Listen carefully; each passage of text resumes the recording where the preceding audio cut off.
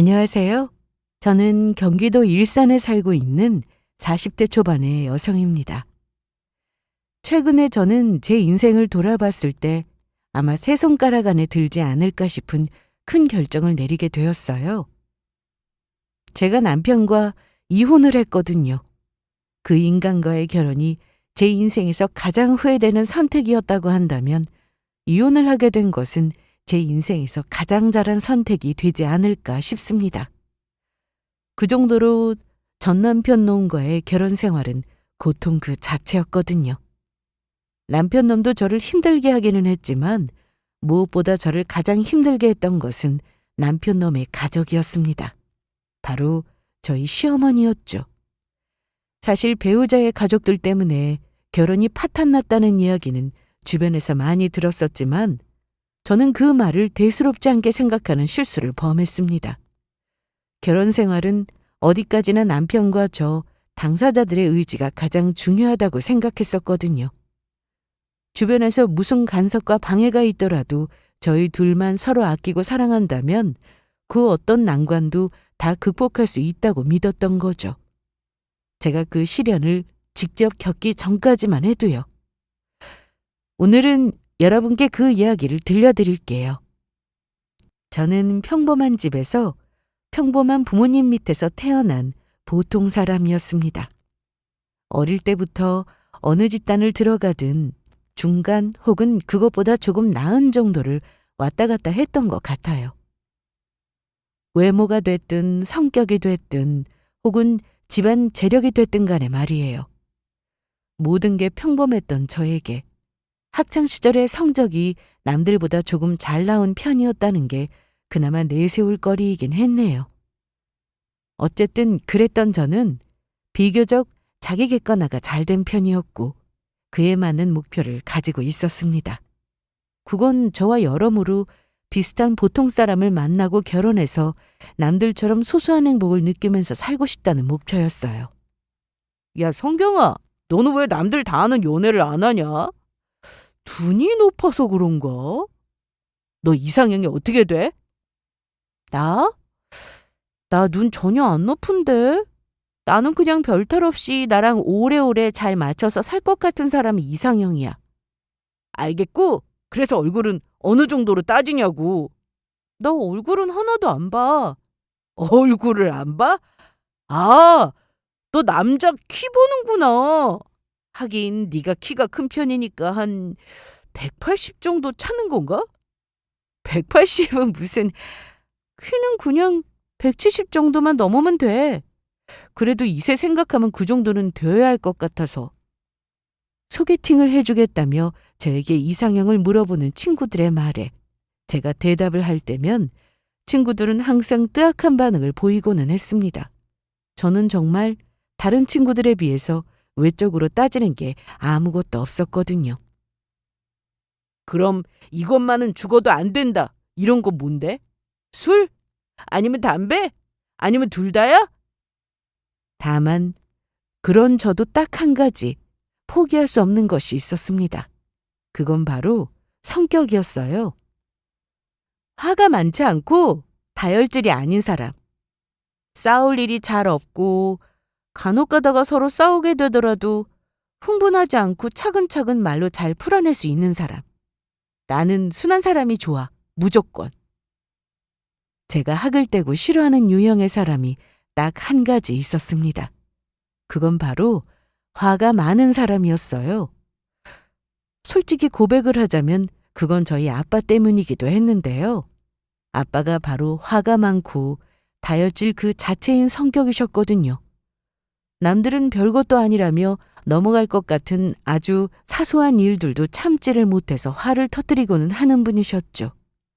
가족들이 다 같이 외식이라도 하러 갈 때면 그런 아빠 때문에 늘 조마조마해야 했습니다. 밖에서 또 어디서 누가 시비가 붙을지 모를 일이었거든요. 심지어 그 불똥이 식구들에게 튀는 일도 수없이 많았고요. 어릴 때는 그런 아빠의 성격이 정말 끔찍하게도 이해가 되지 않고 싫었습니다. 저도 저지만 아빠 때문에 누구보다 힘들었던 건 저희 엄마였어요. 바로 그 옆에서 아빠의 성격을 받아내고 사셔야 했으니까요. 그런데 이해할 수 없을 정도로 자주 화를 내는 아빠를 보면서 엄마는 힘들다 힘들다 하시면서도 저한테 그러시더라고요. 너희 아빠가 화가 좀 많아서 그렇지 다른 부분은 다 괜찮은 사람이잖니. 술도 안 하지, 담배도 안 하지, 성실하지. 참나, 다른 게 다 괜찮으면 뭐래요? 아빠는 그게 제일 큰 단점인데. 세상에 단점 없는 사람이 어디 있어? 뭐 한 가지 정도는 참고 살아야지. 하지만 저는 그런 엄마의 말씀에 동의하지 않았습니다. 물론 세상에 단점이 없는 사람이 없다는 말씀은 저도 공감하는 부분이었어요. 저 역시도 단점이 많은 사람이었으니까요. 그래도 저렇게까지 화가 많은 건 뭐 한 가지 정도는 참고 넘어갈 만한 부분이 절대로 아니었어요. 적어도 저에게는요. 어쨌든 그런 아빠를 곁에서 보고 자랐던 저는 자연스럽게 화를 내지 않는 사람이 이상형이 되어버렸습니다. 어쩔 수가 없더라고요. 남자들이 옆에서 언성을 좀 높이는 모습을 보이기만 해도 바로 정이 떨어지고는 했거든요. 제 나이 35살. 조금은 늦은 나이라고 할 수 있는 시기에 만났던 저의 남자친구는 그런 점에 있어서 딱 저의 이상형이었습니다.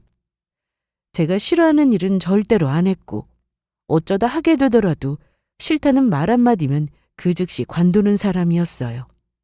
마냥 순한 성격은 아니었지만 화를 내거나 급발진을 하는 성격도 아니었고요. 남자친구는 저와 취미도 비슷하고 성향도 비슷해서 사귀는 동안 애초에 다툴 일도 거의 없었습니다. 만약 다투게 되더라도 대개는 하루 이틀, 길어야 사나흘이면 서로 다 풀고 끝낼 정도로 금방 끝나고는 했고요. 개인적으로는 심하게 싸우는 것도 싫었지만 싸웠다고 혼자 동굴에 들어가 버리는 회피형도 싫었거든요. 그런데 남자친구는 서로 오해를 한 부분이 있으면 본인이 먼저 적극적으로 저를 이해시키려고 애를 썼고 언제나 대화로 해결하려고 하는 성격이었습니다. 사이가 좋을 때든 나쁠 때든 대화가 통하는 사람이 연인이 된다는 건 참 좋은 일이더라고요. 시간이 지나면 지날수록 저는 앞으로도 계속 딱 지금처럼만 서로 이해하고 배려하면서 잘 지내고 싶다는 생각이 들었습니다.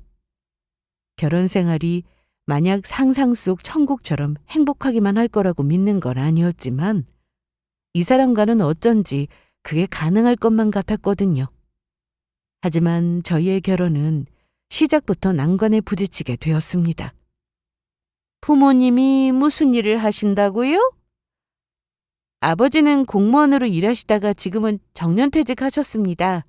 어머니는 가정주부시고요.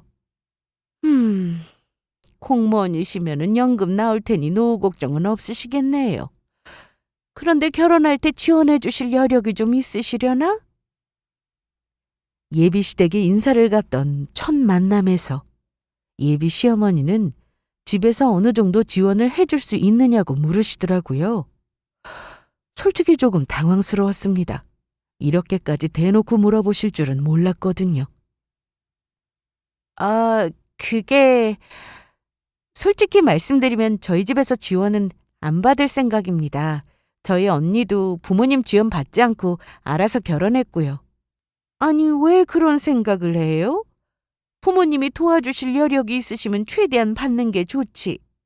신혼 시작할 때부터 부모 도움 받고 안 받고가 얼마나 차이가 큰데? 대학까지 학비를 대주시고 용돈을 지원해 주신 것만 해도 충분히 감사하다고 생각해서요. 혹시나 도와주시겠다고 하셔도 그 돈은 부모님 노후자금으로 쓰셔야 하고요. 맞아요, 어머니. 저희 둘 다 그냥 양가에서 지원 안 받기로 했어요. 아휴, 아무것도 모르면서 가만히 있어, 이 녀석아. 너 사회생활하면서 아직도 세상 물정을 그렇게 몰라? 양가에서 모두 공평하게 지원을 받지 않기로 결정했다는 저희의 말에 예비 시어머니 얼굴에는 실망감이 가득 떠올랐습니다. 요즘이 옛날처럼 한 10여 년 기다리면 부모님이 돌아가셔서 그 집이고 재산이고 물려받을 수가 있는 때도 아니고 돈이 돈을 낳는 세상인데 시작부터 생고생하면서 어렵게 갈 필요가 뭐가 있어요? 돈 있으면 최대한 받아서 챙기는 게 이득이에요. 언니가 안 받았다고 나도 안 받으라는 법이 있어요? 예비 시어머니는 그 뒤로도 한참을 친정에서 도움을 받는 게 낫다는 이야기를 하셨습니다. 제가 당황스러워서 남자친구의 얼굴을 몇 번이나 쳐다볼 때까지요. 억지로 넘어간 다음 대화의 주제도 저를 불편하게 만들기 마찬가지였습니다. 보니까 요새는 아기 낳자마자 잘 됐구나 하면서 회사 관두고 집에서 노는 여자들도 많다던데 설마 아가씨도 그럴 생각은 아니죠? 네? 아니요. 저는 계속 일할 생각입니다. 잘 생각했어요. 그건 참 마음에 드네. 요즘 집값만 해도 얼만데 남자 혼자 벌어서 살 생각을 해? 남자나 여자나 죽을 때까지 일할 수 있을 때까지는 최대한 버티면서 일해야 해요. 정년까지 다니고 퇴직을 해도 겨우 60 남짓인데 그 뒤로도 살 날이 얼마나 많이 남았어요? 모아둔 돈은 다 병원비로 까먹지. 자식은 커서 결혼할 때 도와달라고 그러지. 그러다 보면 수중에 남는 돈도 한 푼도 없다니까.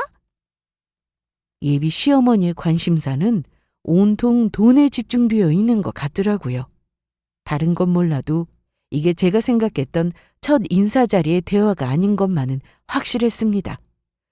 그리고 그날 저녁 저는 남자친구로부터 생각지도 못했던 이야기를 듣게 되었습니다. 그날 이리저리 한참 동안이나 저를 떠보시던 남자친구의 어머니는 제가 집에 돌아가자마자 남자친구에게 전화를 걸어서 이 결혼을 반대한다고 하셨다는 겁니다. 제가 모아둔 돈도 별로 없고 직업도 연봉도 남자친구에 비해서 별로라고요. 옛말에 여자는 집안을 보는 거라는데 조금 부족한 건 참고 넘어가려고 해도 친정에서 도움도 안 받겠다고 하니 긴 말할 필요도 없겠다고 하시면서요. 정말로 그렇게 말씀하셨다고? 그래도 자기는 하나도 신경 쓸 것 없어. 내가 다 알아서 할게. 어머니도 말씀만 저렇게 하시지 진짜로 반대하시는 건 아니야. 그전까지만 해도 저희 두 사람만의 의지만 있으면 안 될 것은 아무것도 없다고 믿었던 저에게는 큰 충격이 아닐 수가 없었습니다. 남자친구는 별일이 아니라는 듯 대수롭지 않게 말했지만 그 이야기를 듣는 당사자인 제 입장에서는 당연히 그냥 넘어갈 수 없는 별일이었죠. 남자친구가 무슨 설득을 어떻게 했는지는 몰라도 그날 이후로 더는 시어머니의 반대는 없었습니다. 하지만 시작부터 잘못 끼워진 단추는 그 후로도 내내 이어졌어요. 결혼만 할 수 있었다 뿐이지 저를 향한 시어머니의 불만은 그 후로도 계속 이어졌거든요. 그리고 그 불만은 결혼한 지 2년 뒤 제가 다니던 회사를 그만두고 식당을 차리면서 절정에 달하게 되었습니다. 뭐라고? 가게를 차렸다고? 네, 어머님. 마라탕 가게예요. 무슨 탕? 마라탕이고 곰탕이고 가네. 멀쩡히 잘 다니고 있던 회사를 쫓겨난 것도 아니고 도대체 왜 그만뒀다는 소리야? 요즘같이 경기도 어려운 때 회사를 나오는 사람이 어디 있어? 네가 제정신이냐? 어머니, 그게 아니라 이 사람이요. 나도 똑같아. 너는 네 마누라 말리지도 않고 회사 때려치우고 나올 때까지 그냥 보고만 있었던 거야? 네 마누라가 모자라게 굴면 너라도 말렸어야지. 너까지 같이 모자란 놈이 될 거야? 시어머니는 제 말도 저희 남편의 말도 듣지 않고 미친 듯이 화를 내시기에 바빴습니다. 그 순간 저에게는 갑자기 시어머니의 얼굴 위로 저희 친정아빠의 얼굴이 보이더라고요. 남편이 아빠처럼 다혈질인 사람인 걸 피했더니 이제 보니 시어머니가 바로 그런 사람이었던 겁니다. 성격이 조금 급하시다 싶기는 했지만 이 정도일 줄은 몰랐었는데 실제로 겪어보니 정말 상상 그 이상이더라고요. 오죽했으면 남편도 시어머니를 말리지를 못해서 옆에서 쩔쩔매고 있을 정도였어요. 사실 제가 회사를 그만두고 나오게 된 데에는 다 그럴 만한 사정과 이유가 있었습니다. 어릴 때부터 저의 꿈은 저만의 가게를 차리는 것이었어요. 메뉴 선정부터 시작해서 가게 인테리어까지 하나하나 다 제 손을 거쳐서 제가 꿈꿔왔던 가게를 만드는 것이었죠. 하지만 그런 가게를 차리기 위해서는 많은 준비가 필요하다는 것을 알고 있었습니다. 식당을 차릴 만한 자금이 필요한 것은 당연했고, 상권을 분석해서 좋은 입점 위치를 골라야 했어요. 메뉴 구성을 어떻게 할지, 필요한 재료를 어떻게 조달할 것인지도 알아야 했고요. 막상 가게를 차리려니 공부해야 할 것이 무궁무진했습니다. 그래서 저는 일단 회사를 다니면서 돈을 모았고, 그러면서 퇴근 후나 주말에 시간을 이용해서 내내 공부를 해왔습니다. 워낙에 자영업이 어렵다는 이야기를 많이 들었고, 마침내 제가 회사에서도 진급을 하면서 인정을 받고 있었기에 이런 안정적인 월급을 벌이고 나온다는 게 쉽지는 않더라고요. 그래서 어느 정도 준비가 끝났다는 생각이 들었음에도 선뜻 용기를 내지 못했고요. 하지만 밤에 자려고 누울 때마다 눈앞에서는 계속해서 제가 차리게 될 가게의 모습이 떠올랐습니다. 남편과 데이트를 하다가 제 취향에 쏙 맞는 가게를 가기라도 할 때면 자꾸 뒤를 돌아볼 정도로 아쉬움이 들었고요. 그러다가 어느 날에는 도저히 안 되겠더라고요. 망할 수도 있겠다는 생각이 들었지만 시작도 안 해보고 포기하는 건 저와 맞지 않는다는 생각이 들었습니다. 나중에 두고두고 후회할지도 모른다는 생각에서요. 그래서 저는 결국 남편에게 말을 했습니다. 나 아무래도 안 되겠어. 회사 그만두고 가게 차릴래. 그 소리 왜 안 하고 있나 했다. 진짜 꼭 그만둬야겠어?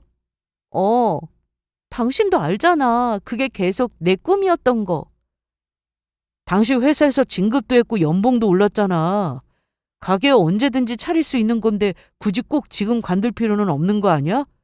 솔직히 가게 차린다고 다 잘 되는 것도 아니고 생각이야 다 잘 될 것 같아도 실제로는 망하는 가게가 더 많은 거 당신도 알잖아. 남편은 이런 저의 사정을 진작부터 알고 있었습니다.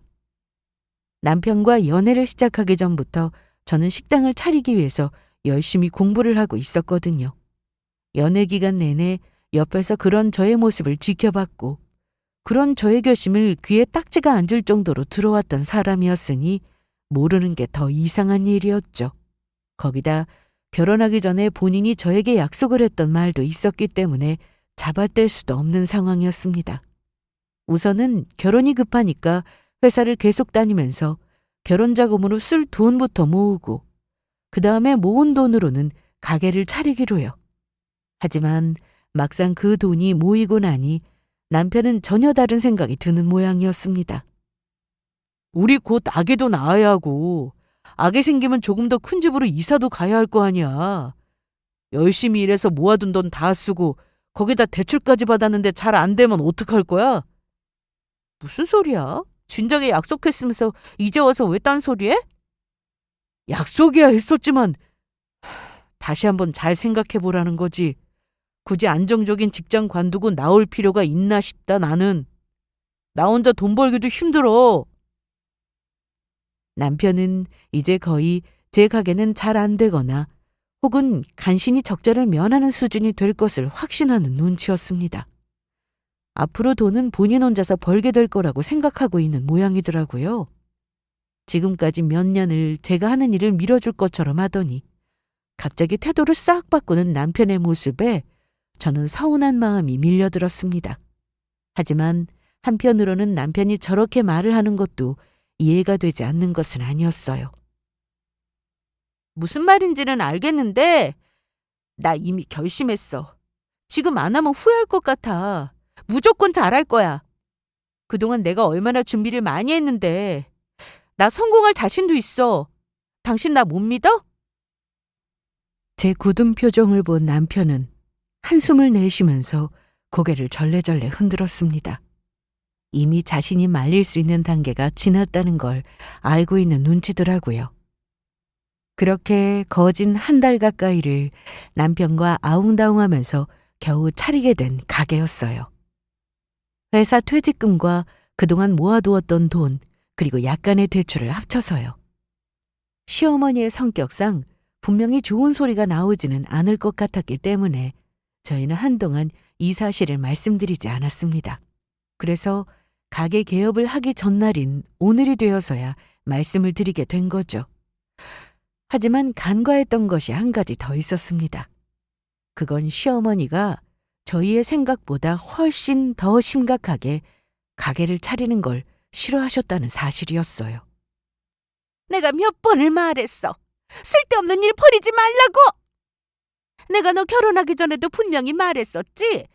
결혼하고 아기 낳는다는 핑계, 이 핑계, 저 핑계 다 끌어다 대면서 회사 관두는 여자들이 있던데 그거 다 정신 나간 짓이라고! 그런데 임신한 것도 아니고 가게 차린답시고 헛바람이 들어서 회사를 관둬? 어머님, 이거 갑자기 내린 결정 아니고 제가 이 사람 만나기 전부터 오랫동안 준비했던 일이에요. 너무 흥분하지 마시고 일단 제 이야기 좀 들어보세요. 오랫동안 준비했다고? 내 기가 막혀서 정말? 그럼 뭐 네 돈도 모자라서 남편 돈까지 빨아먹으려고 작정이라도 했다는 거야? 도저히 말이 안 통하더라고요. 저는 차분하게 설명을 해드리고 싶었지만 이미 시어머니 귀에는 아무 말도 들리지 않은 상태였습니다.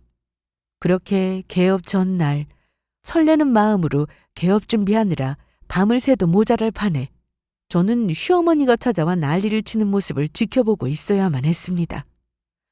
새벽에야 간신히 그 난리통을 정리하고 잠자리에 들려고 누웠는데 갑자기 서러워서 눈물이 다 나더라고요. 그런 저에게 위로의 말 한마디 건넬 생각도 하지 않고 등 뒤에서 한숨만 내쉬고 있는 남편까지도 원망스러웠고요. 그날 저는 굳게 결심했습니다. 무조건 성공하겠다고요. 그전에도 성공해야겠다는 생각을 하지 않은 것은 아니었지만 오늘의 이 난리가 나중에 떠올리면 그저 웃긴 해프닝 정도가 될 정도로 보란듯이 잘 되고야 말겠다고요. 어서 오세요. 반갑습니다. 이튿날 드디어 가게는 문을 열었고 그날부터 저는 이를 악물고 그야말로 밤낮 없이 일을 했습니다. 하지만 아무리 준비를 많이 해도 실전으로 직접 겪는 건 또 다른 문제더라고요. 처음에는 무수하게 많은 시행착오를 겪었습니다.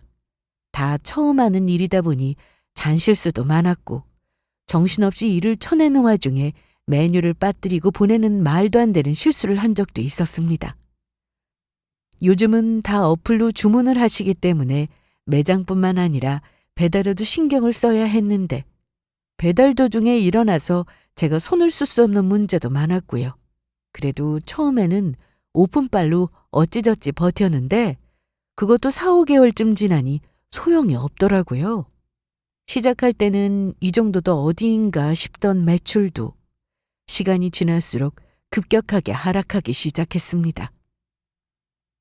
세상에, 가게 손님 없는 것 좀 봐. 이래가지고 너 인건비라도 나오겠니?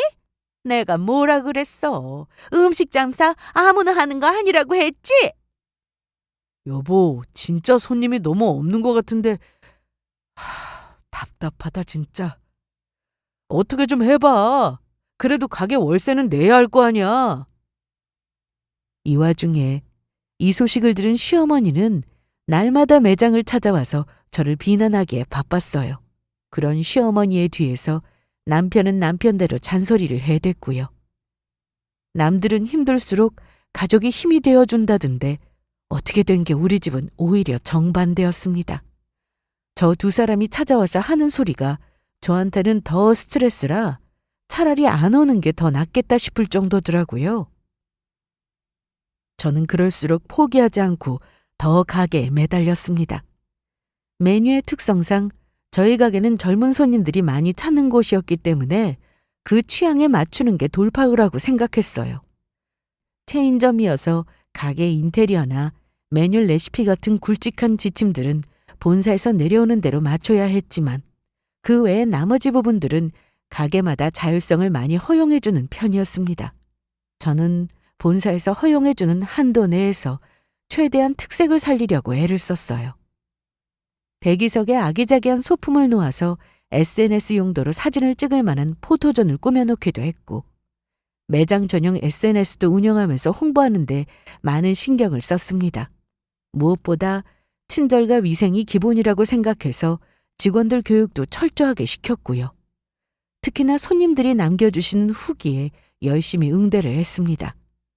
만족스러웠다는 후기는 참고해서 그 부분을 더욱 잘 살리도록 노력을 했고, 불만족스러웠다는 후기는 그 즉시 전체 직원들 회의를 통해 개선하기 위해 노력을 했어요. 매장을 닫는 날이면 전국의 마라탕 가게들을 돌아다니면서 운영 아이디어를 얻기도 했고요. 그렇게 밤낮 없이 매달린 결과 가게는 시간이 흐를수록 점점 나아지고 있었습니다.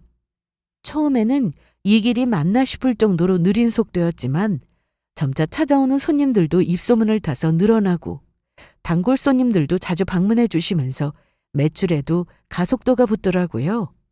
그렇게 2년쯤 지나자 손님 없이 휑하던 가게는 몰라보게 달라졌습니다. 심지어 너무 잘 돼서 다른 가게로 가게를 확장해 나갈 정도로요. 가게를 열 때 받았던 담보대출은 진작에 다 갚았고 저를 포함해서 겨우 직원 4명으로 시작했던 가게는 이제 20여 명 가까이 일을 할 정도로 엄청난 규모로 커졌습니다. 그 사이 본사에서도 몇 번이나 우수 매장으로 선정되어서 홍보를 할 정도였죠. 여보, 이따 10시에 퇴근할 거지? 내가 데리러 갈게. 아니야, 뭐하러 와, 귀찮게. 택시 타고 알아서 갈게.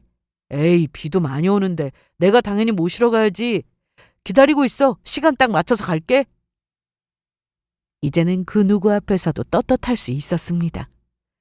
하루하루 정신없이 일이 바빠서 가게가 잘 되었다는 사실도 실감이 잘 나지 않을 때가 대부분이었지만 이렇게 남편의 전화를 받을 때면 가끔씩 실감이 나더라고요. 퇴근하고 집에 돌아가면 고생했다면서 제 어깨를 주물러주는 남편이 있었고 더 이상은 제 앞에서 저를 비난하지 않는 시어머니가 있었습니다. 행복했어요. 이만하면 다 됐다 싶었고요. 하지만 다른 욕심 부리지 않고 만족한다 싶었던 그때 거짓말처럼 저에게는 또 다른 시련이 찾아왔습니다. 네?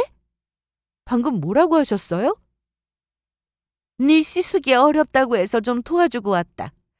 가족 좋다는 게 뭐냐. 어려울 때 서로 돕고 하는 거지. 그래서 지금 집까지 내놓고 오셨다고요? 그래. 몇 번을 묻는 거냐? 네 시숙이 딱 3년만 있다가 이자까지 쳐서 다시 그 돈 갚겠다고 했어. 돈 잘 버는 며느리 놔뒀다 어디다 쓰겠니? 내가 내 걱정은 하지 말고 편하게 쓰라고 했다. 어느 날 갑자기 울리는 현관벨에 문을 열었는데 글쎄 건장한 남자 둘이서 집 안으로 짐을 나르기 시작하지 뭐예요. 놀라서 이게 대체 뭐냐고 물었더니 시어머니 이름을 대면서 여기로 짐을 가져다 달라고 시켰다더라고요. 어이가 없어서 멍하니 그걸 보고 있는데 곧 시어머니가 도착하셨어요. 그러면서 하시는 말씀이 저것이었습니다. 집을 팔고 왔으니까 앞으로는 여기서 저희와 함께 지내시겠다고요. 사업을 하는 시숙이 힘들다고 한 게 이유였습니다. 그것도 저희한테는 이런 방구, 의논 한마디 없었고요. 아니요, 어머님. 어떻게 저희한테 의논도 없이 갑자기 이렇게 결정을 하세요? 그래서 지금 내가 이야기하고 있잖니? 그건 집 내놓기 전에 미리 말씀을 하셨어야죠. 그리고 아주버님도 좀 너무하시네요. 어떻게 어머님한테까지 집까지 팔아서 도와달라고 하실 수가 있어요? 뭐가 문제냐?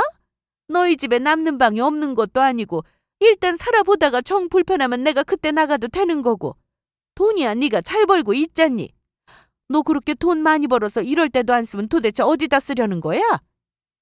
평소에 시어머니가 큰아들 사랑이 지극하다는 건 진작에 알고 있었습니다. 남편도 가끔씩 농담조로 우리 어머니는 우리 형을 제일 좋아하셔라고 말할 정도였거든요. 하지만 아무리 큰아들 사랑이 깊다고 해도 이건 경우가 아니라는 생각이 들었습니다. 무엇보다 저를 더 기가 막히게 했던 것은 시어머니의 바로 저런 태도였고요. 사전에 의논을 하면서 부탁을 하셔도 모자를 판에 이렇게 말도 안 되는 통보라니. 하지만 시어머니 이야기를 들어보니 미리 의논을 한다고 해서 달라질 것도 없었겠다 싶더라고요. 저는 곧바로 남편에게 전화를 걸어서 당장 집으로 들어오라고 불렀습니다. 친구들을 만나러 술자리에 나가 있던 남편은 그 길로 바로 집으로 돌아왔고요. 이미 방 한 칸을 떡하니 차지하고 짐을 풀고 있는 시어머니와 화가 난 저를 번갈아 보던 남편은 일단 저를 끌고 방으로 들어가더라고요.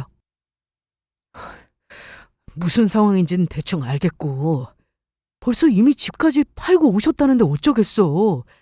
지금 당장 집을 구해서 나가실 수도 없고 일단 여기서 당분간 지내시라고 하면서 방법을 차차 생각해보자. 아주버님이 그 돈을 받으신 것도 어이가 없는데 어머님도 이런 식으로 통보는 아니지 않아? 그래, 나도 황당해. 그래도 어쩌겠어. 어머니 스타일 알잖아. 원래 좀 급하신 성격인데다가 고집도 세신 거. 당신이 좀 참고 이해해드려. 아니, 이렇게 우리 집에 그냥 계실 수는 없어. 상황 정리는 똑바로 해야겠어. 저는 남편의 대답에 어이가 없어서 웃음을 터뜨렸습니다. 남편이 저렇게 나올 거라는 생각을 하지 않았던 게 아니었거든요. 정말 일말의 기대를 가지고 혹시나 해서 물어본 것이었지만 역시나더라고요. 저는 무조건 저에게 참아보라는 남편을 뒤로 하고 다시 거실로 나갔습니다. 그리고 짐 정리를 벌써 마치고 거실에 누워서 TV를 보고 계시는 시어머니를 향해 말했어요. 그럼 일단은 오가실 곳도 없으니 당분간 여기서 지내도록 하세요. 저희가 용돈도 드릴게요. 그게 정말이냐? 뜻밖의 제 말에 시어머니 얼굴에는 화색이 돌기 시작했습니다. 하지만 제 말은 끝난 게 아니었죠. 네. 그런데 어머님, 이건 분명히 하는 게 좋을 것 같아서요. 저건 다 제 식당에서 일하시는 조건이에요. 뭐라고? 여보, 그게 무슨 소리야? 이 일을 하라니. 그리고 이건 당신도 마찬가지야. 다른 회사에 취직할 거 아니면 이제 그만 쉬고 가게에서 일해. 제 말에 남편과 시어머니는 모두가 경악한 얼굴이 되고야 말았습니다. 어머님은 모르셨겠지만 이 사람 지금 일을 쉰 지가 6개월이 다 됐거든요. 저 혼자 벌어서 혼자 이 집을 책임지고 있는 상황이에요. 예전에 말씀하셨잖아요. 결혼을 했으면 무슨 일이 있어도 둘이 함께 일해서 돈을 버는 게 맞다고요. 남편도 정확히 6개월 전에 지금의 시어머니와 똑같은 행동을 했었거든요. 저와 한마디 의논도 없이 마음대로 퇴사를 해버리고 집에 눌러붙은 것이었죠. 아, 생각을 해보면 의논이라는 걸 아주 잠깐 하기는 했었네요. 처음에 계획도 없이 그냥 일하기 싫다고 퇴사를 하겠다더라고요. 그래서 제가 확실한 계획을 세워오든지 아니면 계속 일을 하든지 하라고 했더니 그냥 자기 마음대로 퇴사를 강행해버린 것이었죠. 처음에는 오죽했으면 저럴까 싶었습니다. 회사 스트레스가 말도 못할 정도로 컸다기에 그럼 차라리 조금 쉬면서 재정비를 하라고 내버려 두었죠. 그런데 남편은 그 뒤로 매일같이 집에서 먹고 놀기만 했습니다. 살림을 제대로 하는 것도 아니고 그렇다고 가게 일을 돕는 것도 아니었어요. 입으로는 다른 일을 찾아보겠다고 하는데 제 눈에 보이는 건 날이면 날마다 친구들을 만나서 술을 마시고 놀다 오거나 방에 틀어박혀서 게임을 하고 있는 모습뿐이었습니다. 보다 못한 제가 한 소리를 했더니 그때부터는 가게 일을 돕는 척만 하더라고요. 그것도 얼마 가지도 않았고요. 그런데 지금 이런 마당에 시어머니까지 저희 집에 눌러붙겠다며 통보를 해온 것이었습니다. 당연히 제가 뚜껑이 열릴만도 하지 않았겠어요? 이게 무슨 경우 없는 말본세야? 날더러 네 식당에서 일을 하라고? 너 지금 돈 좀 번다고 시임이랑 남편 앞에서 유세 떠는 거냐? 어머님, 유세라뇨. 어머님이 분명히 그러셨잖아요. 여자나 남자나 죽을 때까지 일할 수 있을 때까지는 최대한 버티면서 일해야 하는 거라고요. 어머님도 이렇게 정정하신데 가게에 나와서 조금이라도 도와주시면 저도 좋고 어머님도 보람이 있으실 거 아니에요. 그리고 나이가 드실수록 이렇게 조금이라도 움직여야 건강에도 좋으시고요. 공짜밥은 없다는 제 말에 시어머니는 개거품을 물기 시작했습니다. 하지만 더 이상은 거기에 휘둘릴 제가 아니었습니다. 시어머니가 아무리 난리를 쳐봐야 칼자루는 제가 쥐고 있었거든요. 저 독한 것 아주 그 돈 쌓아놓고 천년만년 잘 먹고 잘 살거라. 내 더러워서 다시는 안 온다. 결국 본인 화를 이기지 못해 부들부들 떨던 시어머니는 힘들게 싸운 짐을 끌고 다시 집을 나가버리셨어요. 당신 진짜 너무하는 거 아니야? 꼭 이렇게 어머니를 쫓아보내야겠어? 아주버님 댁으로 가신다잖아. 받은 돈이 있는데 그 집에서 잘해드리겠지. 그리고 어머님도 거기 계시다가 불편하면 다시 오실 거고. 진짜 당신 그렇게 안 받는데 왜 이렇게 사람이 냉정해? 남편은 저에게 실망했다느니 어쩌니 하면서 화를 냈습니다. 하지만 달라질 것은 없었어요. 당장 본인도 놀고 먹는 처지니 저에게 뭐라고 할 명분도 없었고요. 그 후로 한동안은 평화로운 나날들이 계속되었습니다. 적어도 저에게는요. 다만 아주버님과 남편이 통화하는 걸 들어보니 그 집에서도 시어머니의 순환은 계속되는 모양이었습니다. 전화기 너머로 두 사람이 자주 다투는 소리를 들을 수 있었거든요. 남편도 아주버님에게 종종 너무한 것 아니냐는 원망을 쏟아내고는 했고요. 상황을 보아하니 시어머니가 다시 돌아올 날도 머지않은 것 같았습니다. 그리고 정확히 2달 뒤에 시어머니는 제 예상대로 다시 저희 집으로 돌아왔고요. 형도 진짜 너무하네. 어머니, 잘 오셨어요. 앞으로 어디 가지 말고 여기서 쭉 저희랑 지내세요. 조금은 머쓱한 얼굴로 집에 돌아온 시어머니를 남편은 저더러 보란 듯이 큰 소리로 환영했습니다. 들어보니 대충 알겠더라고요. 저희한테 큰 소리를 치면서 아주버님 댁으로 갔지만 거기서 불편한 티를 하도 내는 바람에 시어머니가 그동안 내내 찬밥 신세로 지냈다는 걸요. 그나마 2달이나 버틴 것도 다시 제 얼굴을 보기가 그랬던 시어머니의 자존심 때문이었고요. 결국 참다 못한 아주버님이 저희 집으로 가라고 다시 시어머니를 꼬드긴 모양이었어요. 그렇게 가시고 다시 오신 건 상관없는데요, 어머님. 저번에 말씀드렸던 것처럼 여기서 지내시면서 용돈 받으시려면 저희 가게에서 일하셔야 해요. 너는 이 늙은 시애미를 기어이 그렇게라도 부려먹어야 속이 시원하겠다는 거냐? 부려먹다니요. 제가 뭘 했다고요. 어머님 저희 식당에서 한번 일해보신 적도 없으시잖아요. 그렇다고 제가 어머님한테 저희 가게 젊은 직원들처럼 일을 시킬 것도 아니고요. 그냥 와서 설거지나 뒷정리 좀 도와주시면 되세요. 아이고, 저것이 돈 좀 벌더니 변했구나. 따박따박 말대꾸를 하지 않나. 이제는 시애미고 남편이고 눈에 보이는 게 없는 모양이야. 당신 그 입 안 다물어? 도대체 어머니한테 왜 이렇게 버릇이 없어? 호흡이 잘 맞아도 이렇게까지 잘 맞을 수가 있나 싶었습니다. 두 사람은 아주 제가 천하의 나쁜 년이라도 되는 것처럼 저를 몰아가기 시작했어요. 당신 진짜 너무하네. 입장 바꿔서 당신이 백수였으면 난 먹여 살렸을 거야. 급기야 참다 못한 남편은 자리에서 벌떡 일어나서 저에게 소리를 지르기 시작했어요. 그 말에 제 머릿속에 떠오른 것은 감동이 아니라 오히려 의아함이었습니다. 왜냐고요? 그건 예전에 남편이 보여주었던 행동들 때문이었죠. 제가 전전 직장을 다니고 있었을 때의 일이었어요. 결혼하고 나서 저는 직장을 한 차례 옮겼었거든요. 그때 저는 갑자기 급성 췌장염이 오는 바람에 병원 입퇴원을 반복하느라 일을 쉬어야만 했습니다. 처음에는 짧으면 며칠, 길면 1, 2주 정도면 다시 회사로 복귀할 수 있을 줄 알았습니다. 하지만 건강이라는 게 제 마음대로 되는 게 아니더라고요. 결국 저는 다니던 회사를 관두고 요양을 하느라 거의 2달 정도 일을 쉬었었죠. 당신 언제까지 쉬는 거야? 언제까지라니? 아니, 그냥 궁금해서. 이대로 계속 쉴 건 아니지? 너무 오래 쉬면 사람이 오히려 더 퍼질 수도 있어. 마냥 쉬는 게 답이 아니라고. 그때 남편이 주었던 눈치가 얼마나 심했는지는 말로 다 표현할 수가 없을 정도였습니다. 간병을 제대로 하는 것도 아니면서 제가 이대로 계속 쉬어버릴까 봐 전전긍긍하는 게 그게 얼마나 꼴보기가 싫던지. 아직도 그때 일만 생각하면 화가 나는데 백수라도 먹여 살렸을 거라니 그 말을 듣는 제가 의아한 게 당연하지 않겠어요?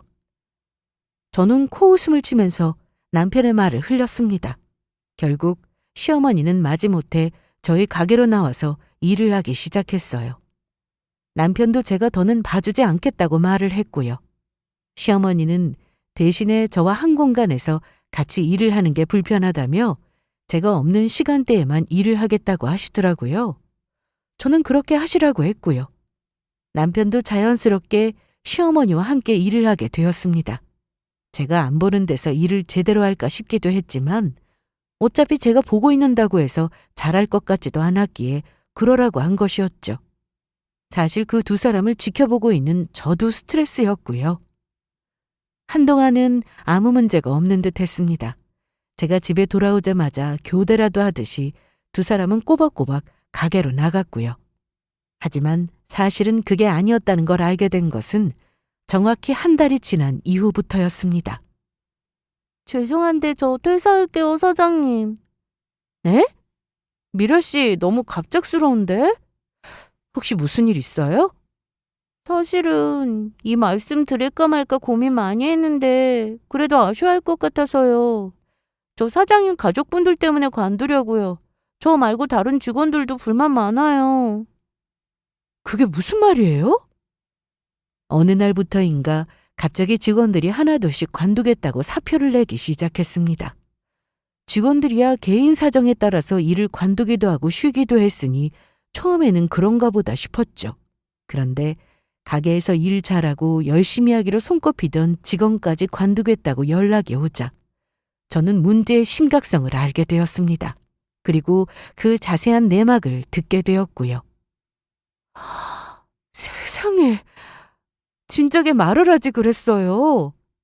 그래도 사장님 남편분이랑 시어머니신데 말씀드리기가 좀 그렇더라고요. 저는 그 직원의 말을 듣자마자 바로 달려가서 가게 CCTV 영상을 돌렸습니다. 그리고 그 속에서 정말 입이 떡 벌어지는 장면을 목격할 수가 있었어요. 그건 지금까지 가게에 나와서 그래도 열심히 일을 하는 줄 알았던 시어머니가 같이 일하던 직원들에게 갑질을 하고 있는 모습이었습니다. 급하게 다른 직원들에게도 제보를 들었습니다. 갑질도 세상에 그런 갑질이 없었어요. 아주 본인이 사장이라도 되는 것처럼 직원들을 못살게 들들 볶고 별 트집을 다 잡으면서 사사건건 간섭을 해댔더라고요.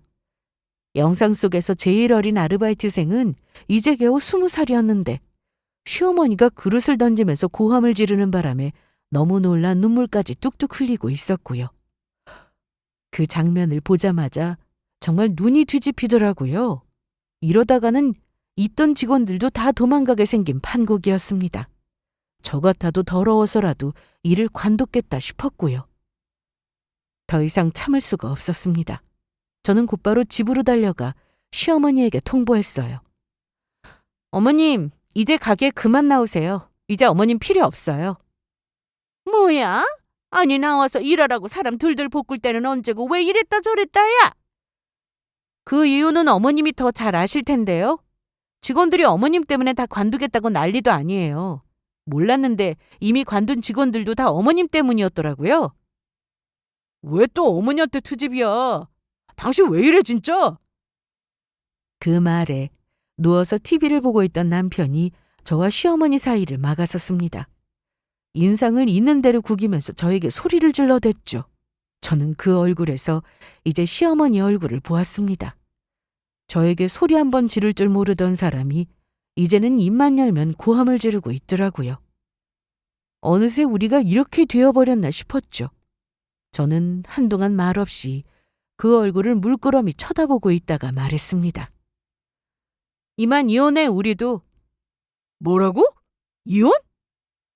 남편은 이게 무슨 개소리냐면서 한층 더 커진 목소리로 소리를 지르기 시작했습니다.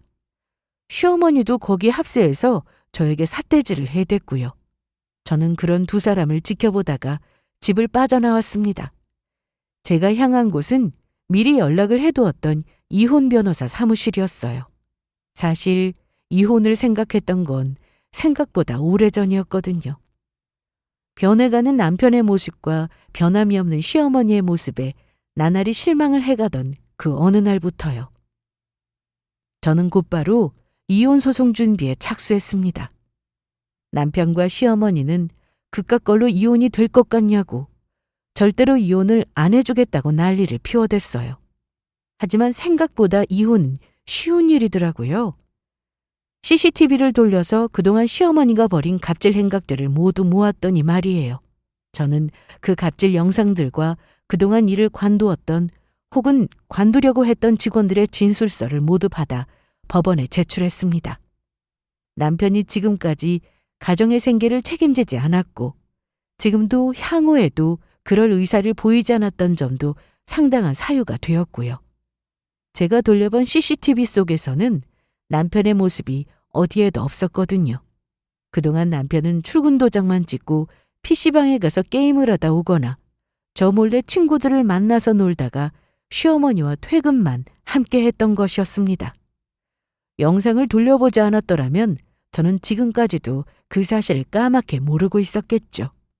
결국 저는 이혼이라는 결정으로 그 지옥을 헤쳐나오게 되었습니다. 그 많은 일을 겪었음에도 막상 이혼을 하기까지는 솔직히 쉽지 않았습니다. 그나마 아이가 없었던 것이 다행이었지만 아이가 없었음에도 마음에 걸리는 것이 한두 가지가 아니었거든요. 이 결혼을 지키기 위해서 저는 남편과 시댁에 몇 번이고 다시 기회를 주고 싶었어요. 실제로도 그렇게 했고요.